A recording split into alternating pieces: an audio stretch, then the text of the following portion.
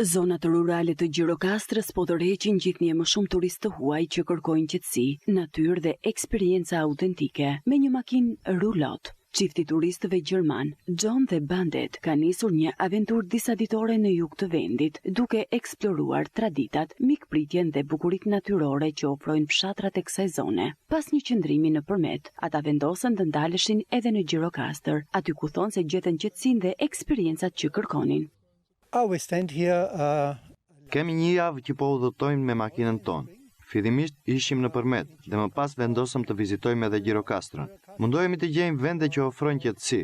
Kaluam natën në kamping, pam vende shumë të bukura. Provuam ushqime të ndryshme dhe njerëzit na pritën me shumë mikpritje.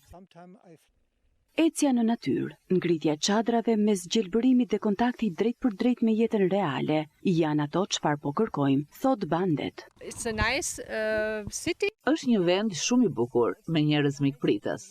Është eksperiencë fantastike. Kemi përshkruar malet në këmbë, kemi ngritur çadrat dhe gjithçka ka qenë shumë e këndshme. Teksa turizmi natyror dhe ai aventurës po njohin rritje nga viti në vit, zonat rurale të Gjirokastrës po tërheqin vizitorë të shumë të huaj, të cilët kërkojnë të zbulojnë autenticitetin, traditat dhe mikpritjen karakteristike të zonës.